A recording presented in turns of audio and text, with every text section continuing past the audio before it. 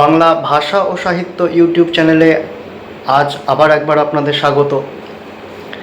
তাহলে আমরা এই চ্যানেলটির মধ্যে এতদিন ধরে যে সমস্ত ক্লাসগুলো করে যাচ্ছি সেগুলো হচ্ছে চর্যাপদের যে ভাষার উৎপত্তি থেকে শুরু করে একেবারে চর্যার যে ভাষার বিস্তারিত বিবরণ এবং চর্যার রচনাকাল, চর্যার আবিষ্কারকাল ইত্যাদি প্রসঙ্গগুলো। আজকের আমাদের ক্লাসের মূল বিষয়টি হচ্ছে যে চর্যা গানগুলোর কাব্যরূপের প্রসঙ্গ। মানে এই কাব্যরূপের প্রসঙ্গ বলতে আমরা কি বুঝবো? কারণ আমরা ওই কথা বলতে গিয়েই প্রথমে বলছি যে চর্যা গান, আসলেই কি এগুলো চর্যা গান? এই প্রসঙ্গটা সম্পর্কেও আমরা আজকের ক্লাসে আলোচনা করব। তাহলে চর্যা গানের কথাটা প্রথম আসছে কিভাবে? হরপ্রসাদ শাস্ত্রী যখন চর্যা গীতিগুলোর প্রকাশ করলেন সেই সময়ে তিনি উল্লেখ করলেন কি? মুখবন্ধে উল্লেখ করলেন।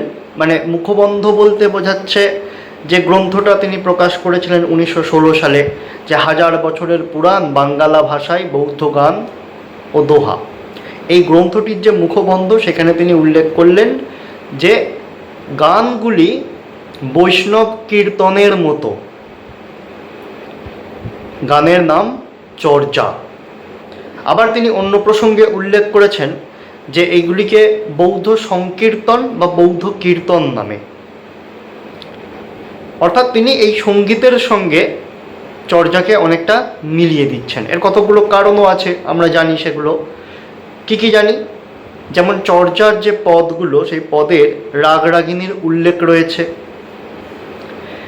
তার সঙ্গে গানগুলি হচ্ছে বা পদগুলি ছন্দবদ্ধ ইত্যাদি প্রসঙ্গকে দিকে খেয়াল রেখে ভণিতা যুক্ত আছে। অধ্যাত্ম বিষয়ক ব্যাপারটিও রয়েছে, যে কারণে এগুলোকে সঙ্গীত বা গীত বা গান হিসাবে অনেকে মনে করতে চান। কিন্তু আরেকটা জিনিস খেয়াল রাখতে হবে যে চর্যা গীতি বা চর্যা গান বলছি, আবার আরও একটা কথাও এখানে বলছি আমরা চর্যার সঙ্গে, সেটা হচ্ছে চর্যা পদ। তাহলে এগুলো চর্যা গীতি নাকি চর্যা পদ?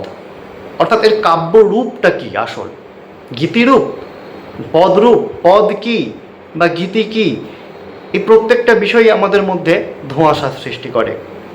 কারণ পদ শব্দটির দুরকম অর্থ হতে পারে। যেমন পদ যদি ব্যাকরণের নিয়মে আমরা দেখি তাহলে একটা পংক্তি, কিন্তু চর্যাপদ যে সময় রচিত হয়েছে সেই সময়কালের যদি নিয়ম আমরা দেখি সেখানে একরকম বলা আছে। আবার মধ্যযুগের সময়কালে অর্থাৎ কীর্তনের সময়কালে, কীর্তন বলতে বৈষ্ণব পদাবলীর যে সময় আর কি, সেই সময়কালের সময়ে পদ বলতে মূলত একটা পংক্তিকে শুধু বোঝাতো তা নয়। পদ বলতে কাব্যের নিয়মে একটা গোটা কাব্যকে তথা বৈষ্ণব যে কীর্তনের সম্পূর্ণ গানটি, সেই গানটিকেও বলা হতো পদ। একাধিক পদ নিয়ে নামকরণ হয়েছিল পদাবলী। তাহলে চর্যা গীতির সময়ে যে চর্যা পদ বলা হচ্ছে, অর্থাৎ আমরা চর্যা পদগুলোর দিকে খেয়াল করলে দেখব কোনোটা 14 লাইনের আছে, কোনোটা 12 লাইনের চর্যা মানে পদগুলো আছে, আবার কোনোটা আছে 8 লাইনের আছে, কোনোটা 10 লাইনের আছে। এই 10 লাইন বা 14 লাইন বা 12 লাইন বা 8 লাইন এইগুলো সম্পূর্ণটাকে আমরা পদ বলছি, কিন্তু আসলেই কি তাই? এই বিষয়টাই আজকের আমাদের আলোচনার বিষয়। আমরা চর্যাগুলোর গানগুলোর যে গেয় প্রকৃতি, যে অধ্যাত্ম বিষয়ক যে ভাবনা, তার যে ভণিতা, এই দিকগুলো দেখে আমরা এগুলোকে সাংগীতিক বৈশিষ্ট্য সম্পন্ন বলে উল্লেখ করছি। কিন্তু সঙ্গীত শাস্ত্রে এই পদ শব্দটির একটা আলাদা মানে আছে। কি মানে? সঙ্গীত শাস্ত্রে যেটা বলছে সেটা হচ্ছে সম্পূর্ণ পূর্ণাঙ্গ গীত অনুসারে বা গীত বোঝাতে এই পদ শব্দটি ব্যবহার করা হতো এক সময়। তাহলে কি বললাম? সম্পূর্ণ তথা পূর্ণাঙ্গ গীত অর্থে পদ শব্দটি ব্যবহৃত হতো। রাজ্যেশ্বর মিত্রের বাংলার সঙ্গীত নামক একটি বই আছে। এই বইটিতে পড়লে এই পদ কি বা সাংগীতিক যে বৈশিষ্ট্যগুলো বা সঙ্গীতের যে বৈশিষ্ট্যগুলো সেই বৈশিষ্ট্য সম্পর্কে জানতে পারা যাবে। যে এই আমরা যে কথাটা এখন বলছি যে পদ বলতে মূলত এটি পূর্ণাঙ্গ গীতকেই বোঝানো হতো, সেই কথা আমরা যেটা বলছি সেটাই বাংলার সঙ্গীত নামক যে গ্রন্থটি রাজ্যেশ্বর মিত্রের সেখানেই রয়েছে, এই কথার উল্লেখ রয়েছে। কিন্তু চর্যা গানের মধ্যে আমরা কি সেরকমই কিছু দেখছি? কতটা দেখছি একবার দেখে নিই ঠিকঠাক করে। আমরা চর্যা গান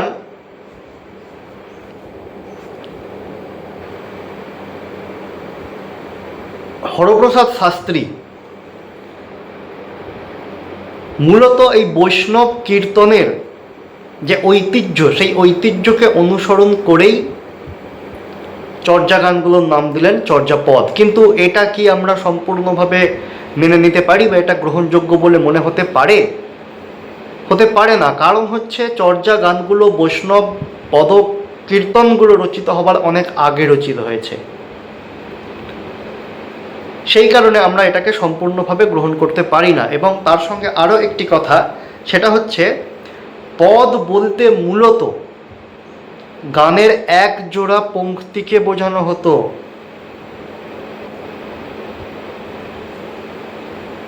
পদ বলতে মূলত গানের এক জোড়া পংক্তিকে বোঝানো হতো। সেই দিক থেকে যদি বিচার করি তাহলে চর্যার যে গানগুলো রয়েছে সেই গানগুলোর মধ্যে এক জোড়া পংক্তি আছে এরকম চর্যা নেই। সেখানে হয় 5 জোড়া, নয় 7 জোড়া বা 6 জোড়া বা কখনো 4 জোড়া, তথা 8টা 10টা 12টা বা 14টা এইরকম পদ রয়েছে। অর্থাৎ এগুলোকে আমরা বলতে পারি যে চর্যার যে গানগুলো বা পদগুলো সেগুলো একাধিক পদের যুগ্মক, অর্থাৎ একাধিক পদ যুক্ত হয়ে এক একটা চর্যা গীতি রচিত হয়েছে। এবং সেই অনুসারে এগুলিকে চর্যা পদ না বলে চর্যা গীতি বলাটা সঙ্গত বলে মনে হতে পারে, অন্তত গবেষকরাও তাই বলছেন। এর সঙ্গে আরও একটা বিষয় দেখবার, যেটা হচ্ছে যে তিব্বতী ঐতিহ্যে যে সমস্ত গ্রন্থগুলোর নাম আছে, যে সমস্ত গ্রন্থগুলো পাওয়া যায়, সেখানে চর্যার সঙ্গে পদ শব্দটির উল্লেখ নেই। উল্লেখ আছে হয় চর্যা, না হয় গীতি অথবা কামচণ্ডালী ইত্যাদির উল্লেখ রয়েছে। গীতির উল্লেখ রয়েছে, চর্যার উল্লেখ রয়েছে, কামচণ্ডালীর উল্লেখ রয়েছে, কিন্তু চর্যা পদ বলে এরকম কিছু উল্লেখ নেই। এ তো গেল একটা প্রাথমিক ধারণা যে চর্যার যে মূলত শব্দটির সঙ্গে পদ শব্দটি যাচ্ছে নাকি গীতি শব্দটি যাচ্ছে। কিন্তু এইবার আমরা দেখব কেন গীতি শব্দটি যাচ্ছে এবং কেন পদ শব্দটি যাচ্ছে না, তার একটা বিস্তারিত বিবরণের দিকে। প্রকৃতপক্ষে আমরা বললাম যে চর্যার যে গানগুলো সেই গানগুলো বা পদগুলো মূলত একাধিক পদ এর সমন্বয়ে গঠিত। কেন? কারণ আমরা 1192 খ্রিস্টাব্দে 1129 খ্রিস্টাব্দে রচিত মানসোল্লাস নামক একটি গ্রন্থ এবং 1210 থেকে 1247 খ্রিস্টাব্দের সময়কালে রচিত সঙ্গীত রত্নাকর গ্রন্থ, এই দুটি গ্রন্থই সঙ্গীত শাস্ত্রমূলক এবং দুটি গ্রন্থে এই পদ সম্পর্কিত ধারণাটি স্পষ্ট করে দেওয়া আছে। দুটি গ্রন্থে কি বলছে আমরা একটু দেখব। দুটি গ্রন্থেই বলা হচ্ছে, প্রথম গ্রন্থটিতে সঙ্গীত রত্নাকরে চর্যার লক্ষণ সম্পর্কে যে বিষয়টি বলা হচ্ছে, সেখানে বলা হচ্ছে প্রতিপাদের শেষে অনুপ্রাস যুক্ত, পদ্ধরি প্রভৃতি ছন্দে রচিত, আধ্যাত্মিক বিষয়ীকৃত এবং দ্বিতীয় প্রভৃতি তাল যুক্ত যে গীতি তাকে বলা হবে চর্যা। অন্যদিকে মানসোল্লাসেও এক ধরনের কথা বলা হলো। কি বলা হলো মানসোল্লাসে? যে অর্থাশ্চাদ্ধাত্বিক প্রাস পাদোদ্দিতয় শোভন। অর্থাশ্চাদ্ধাত্বিক প্রাস পাদোদ্দিতয় শোভন উত্তরার্ধে ভবদেবং চর্যাসাতু নিগদ্যতে।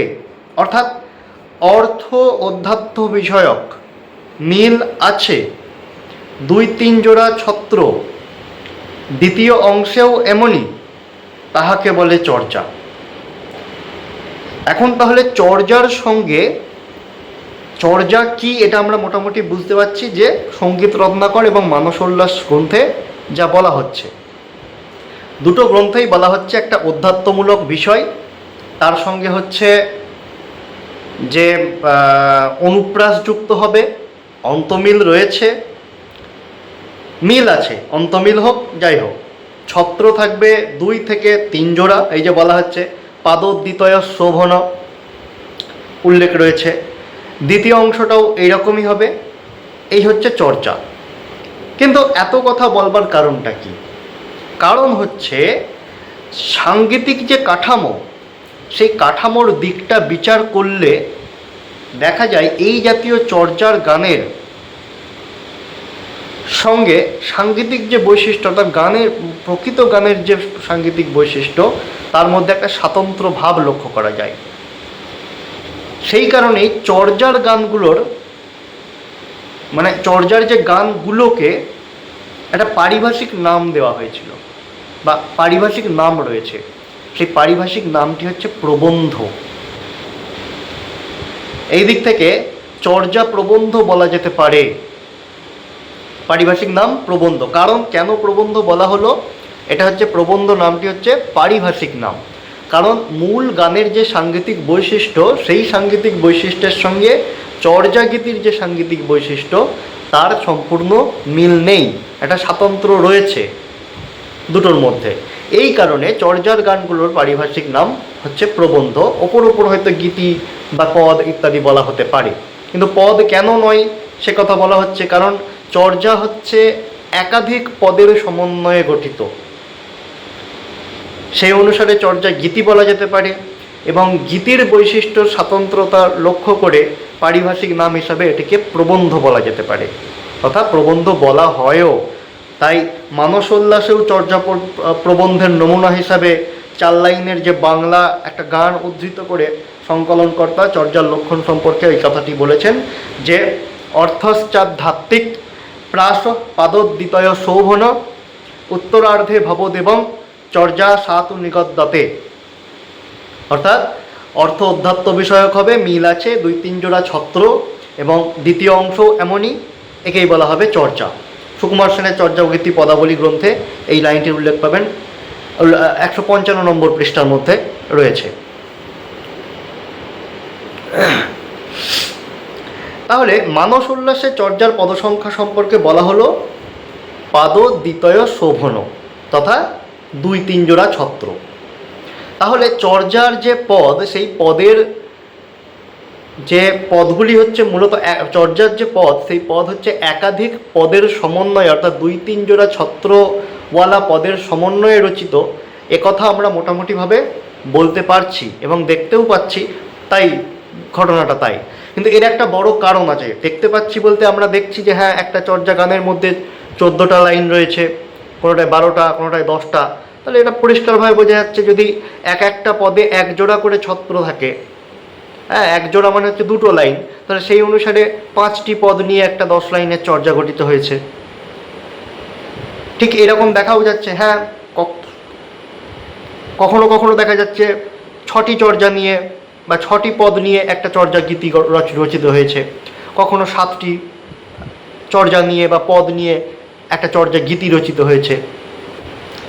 কেন বলছি কখনো 7টি চর্যাপদ নিয়ে পদ নিয়ে চর্যা গীতি রচিত হয়েছে, মানে 14টা লাইন, কখনো 12টা, কখনো 10টা। এটা আমরা চর্যা গানের যে 46টা চর্যা গীতি রয়েছে বা চর্যা পদ বলছি আমরা যেটাকে রয়েছে, সেখানেও আমরা দেখতে পাই। যেমন দেখতে পাই 28 সংখ্যক গান, 50 সংখ্যক যে গানটি রয়েছে, এই গানগুলো হচ্ছে 14 লাইনের। 21 এবং 22 নম্বর যে চর্যা গান, সেটি হচ্ছে সেগুলো হচ্ছে 12 লাইনের, অধিকাংশই 10 লাইনের চর্যা গান। কিছু গান রয়েছে 8 লাইনের, একটা গান রয়েছে 43 সংখ্যক, গানটি হচ্ছে 8 লাইনের। অর্থাৎ দেখা যাচ্ছে যে চর্যা যে গীতির যে গঠনের রচনার যে পরিকাঠামোটা, সেই পরিকাঠামোটা সম্পূর্ণ যে সনেট যেরকম 14 লাইনের হয়, সেটা নির্দিষ্ট বিধিবদ্ধ নয়। অর্থাৎ কোথাও ওই যে 10, কোথাও 12, কোথাও 14, কোথাও 8, এই যে লাইনগুলো উল্লেখ, অর্থাৎ নির্দিষ্ট বিধিবদ্ধতা মেনে চর্যা গীতিগুলো রচিত হয়নি। এখান থেকেও একটা বিষয় পরিষ্কার হচ্ছে যে চর্যার যে সম্পূর্ণ পদটি, সেই পদটি কোনো একটা নির্দিষ্ট পদ নয়, সেখানে একাধিক পদ যুক্ত হয়ে ওই একটা সম্পূর্ণ গীতি রচিত হয়েছে। এর আরও কিছু বৈশিষ্ট্য বা উদাহরণ রয়েছে। ভণিতার উল্লেখ, কারণ বলা হচ্ছে চর্যা গীতির গুলোকে মানে চর্যা পদগুলোকে গান বলে মনে হওয়ার একটা বড় কারণ প্রথমেই আমরা জেনেছিলাম যে এগুলি গেয়, অর্থাৎ এর প্রকৃতি হচ্ছে গেয়, গান করার প্রকৃতি রয়েছে, রাগ রাগিনীর উল্লেখ রয়েছে, ভণিতার উল্লেখ রয়েছে, অধ্যাত্ম বিষয়ক ব্যাপারটা রয়েছে। এই কারণগুলোর জন্য এগুলিকে গীতি বলা যেতে পারে, একথা আমরা প্রথমেই জেনেছিলাম। এখানেও সেই একই কথা বলছি যে ভণিতার উল্লেখ থেকে। কারণ কি, কোনো কোনো গানে দেখা যাচ্ছে যে দুবার ভণিতার উল্লেখ আছে, কোনো কোনো গানে দেখা যাচ্ছে ভণিতার উল্লেখ নেই, শুধুমাত্র নামের উল্লেখ আছে। কারণ চর্যা গীতির মধ্যে সমস্ত পদই ভণিতামূলক নয় বা ভণিতাযুক্ত নয়। কোনো কোনো গান ভণিতাযুক্ত, কোনো কোনো গান ভণিতাবিহীন, কোনো কোনো গানে দুবার ভণিতা আছে। যেমন লুইপাদের যে পদটিতে এক জায়গায় লেখা আছে লুই ভনয়, আবার একটি ওই যে কা আ তরুবর পঞ্চবিড়াল, এখানে লুই ভনয় আছে, আবার ভনয় লুই, দুরকম কথা লেখা আছে একই পদের মধ্যে, অর্থাৎ একটি চর্যা গীতির মধ্যেই। এখান থেকেও মোটামুটি অনুমান করা যায় যে ওই যে লুই ভনয় লেখা আছে যে পর্যন্ত, সেই পর্যন্ত একটি চর্যা পদ, অর্থাৎ একটি পদ। আবার ভনয় লুই, ওই তারপর থেকে ভনয় লুই পর্যন্ত হচ্ছে আরেকটি পদ। তাহলে এখানে দেখা গেল জোড়া পদ যুগ্মক হয়ে, অর্থাৎ যুক্ত হয়ে একটি চর্যা গীতি রচিত হয়েছে। ঠিক সেই রকমভাবেই আরও যদি আমরা কিছু চর্যা গীতিগুলোকে খেয়াল করি, সেখানেও আমরা সেই একই বিষয় দেখতে পাবো।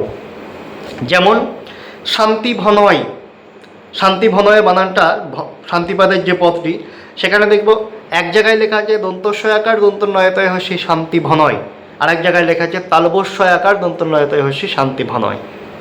এখান থেকেও সেই একই অনুমান করা যেতে পারে যে চর্যা গানগুলোর একাধিক পদ যুক্ত হয়ে রচিত হয়েছিল।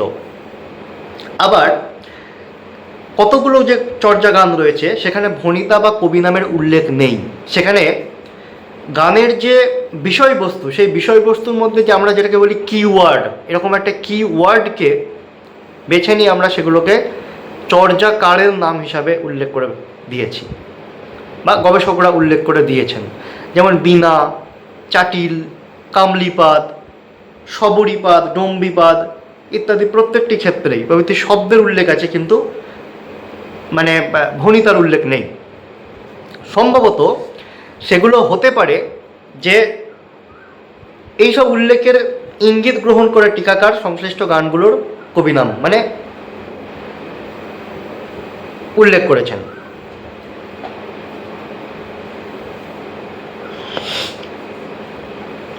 তাহলে এই গেল হচ্ছে চর্যাপদের যে গানের প্রসঙ্গ, সেই গানের প্রসঙ্গে হচ্ছে ভণিতার উল্লেখ থেকে চর্যার যে পদগুলো একটি নির্দিষ্ট পদ নয়, একাধিক পদের সমন্বয়ে রচিত, তা মোটামুটি বোঝা গেল।